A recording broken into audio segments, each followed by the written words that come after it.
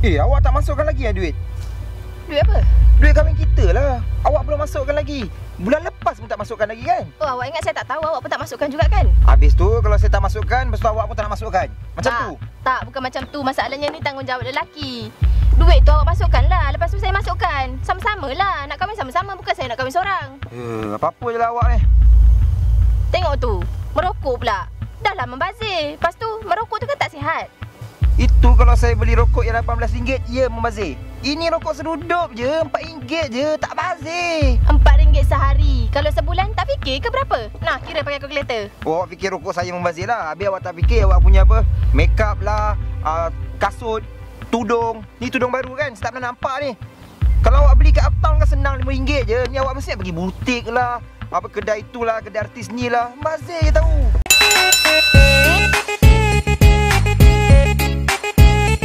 Yang awak tu, gym bagai. Untuk apa? Kalau kata nak kurus, kat sini pun boleh lah. Sini. Free je kot. Jogging je lah kat sini. Apa masalah saya masalah saya adalah awak.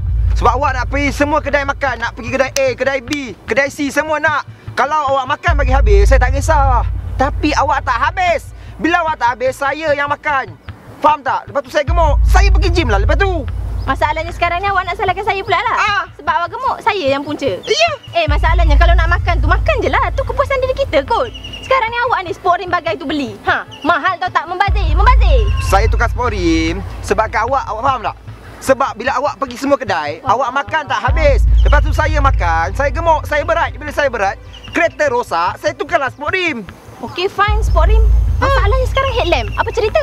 Headlamp? Headlamp sebab awak bebel banyak. So kereta headlamp rosak. Sebab tu saya tukar headlamp. Susah cakap dengan awak ni. Tak faham orang cakap lain. Tak faham lah. Dah lah, malas nak cakap dengan awak ni. Itulah perempuan. Cakap sikit marah, tak cakap marah. Bro. Kalau perempuan ni, jangan kata nak menang, seri pun belum tentu. Habis tu nak buat macam mana? Macam saya tak layan perempuan. Okay? Enjoy. Yang cantik tak? Cantik. Boleh main sabar malam ni. Eh. Jom.